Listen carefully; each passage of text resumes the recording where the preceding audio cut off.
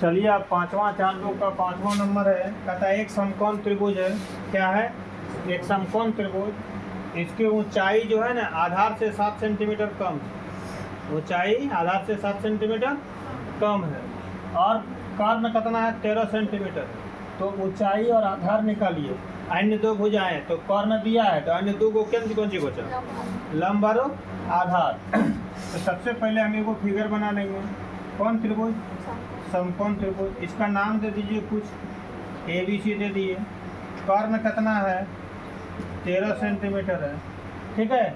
अब यहाँ क्या बोलता है? उसकी ऊंचाई जो है आधार से 7 सेंटीमीटर कम है। ठीक है ना। तो आधार का अगर पता चल जाएगा तो ऊंचाई क्या होगा? इससे 7 सेंटीमीटर कम, x माइनस होगा कि नहीं? है माना कि आधार x सेंटीमीटर है तो ऊंचाई x माइनस 7 सेंटीमीटर होगी। समझ में आया? है अगर आधार हमको पता चल जाएगा तो ऊंचाई क्या होगा? उससे 7 सेंटीमीटर कम होगा। पाइथागोरस प्रमेय से, कौन प्रमेय से? पाइथागोरस प्रमेय से। पाइथागोरस प्रमेय क्या बताता है? किसी समकोण त्रिभुज में कर्ण का वर्ग अन्य दो भुजाओं के वर्गों के योग के समान होता है। तो कर्ण का वर्ग अन्य दो भुजा कौन सी बचा? लंब और आधार। लंब का स्क्वायर जोड़ आधार के स्क्वायर के बराबर होता है, नहीं योग के बराबर होता है। कर्ण का स्क्वायर लंब का स्क्वायर और जोड़ आधार के स्क्वायर के योग के बराबर होता है। कर्ण में कितना था सर? 13 सेंटीमीटर।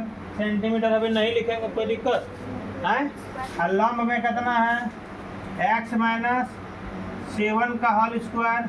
नहीं स्क्वायर में है ना, तो लंब में जितना माने है उसको लिख करके स्क्वायर लगा दिए। और आधार में कितना है?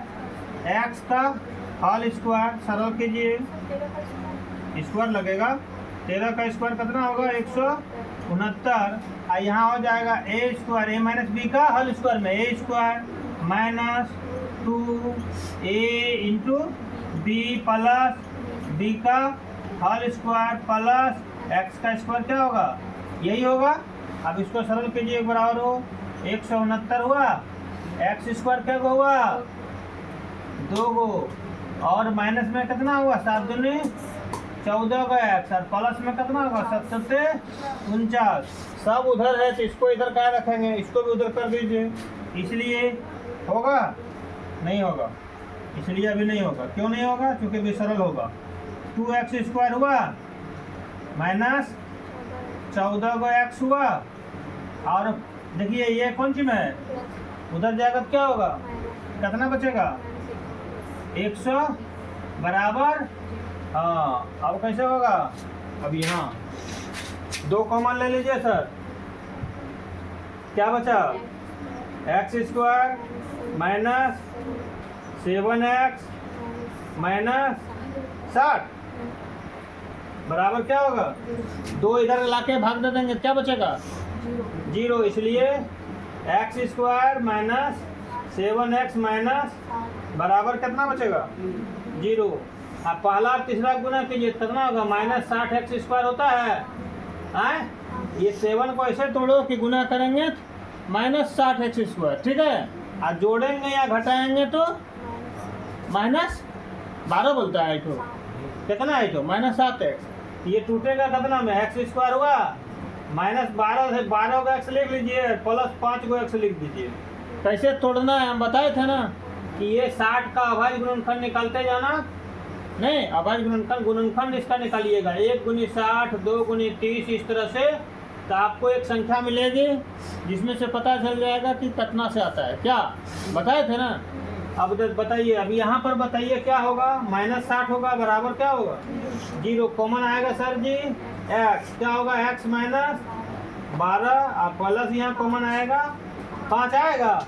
यहाँ भी क्या होगा? माइनस 12 बराबर 0। अब बताइए यहाँ पर क्या हो जाएगा? x प्लस फाइव गुणनफल निकालना है ना, और इधर होगा x माइनस 12 बराबर क्या होगा, हल कर लीजिए तो x प्लस 5 बराबर 0, x बराबर -5, बढ़िया से माइनस लिखाइए, और इधर क्या होगा x माइनस 12 बराबर 0, इसलिए x बराबर क्या होगा 12, यहाँ पर लिख सकते हैं। अतः देखिए x किसको माने थे, आधार को है, अतः आधार बराबर क्या माने थे, x बराबर कितना निकला 12 सेंटीमीटर, ठीक है। और उसके बाद क्या निकालना है, ऊंचाई, ऊंचाई कितना माने हैं x माइनस 7, x में कितना निकला 12 घटा 7, कितना बचेगा 5 सेंटीमीटर। हाँ, वे अन्य दो भुजाएं कितना 12 सेंटीमीटर कॉमा 5 सेंटीमीटर है। नहीं समझ में आ रहा है, कहाँ पर छोड़े, कहीं पर छोड़े बतलाने क्या, अब फिर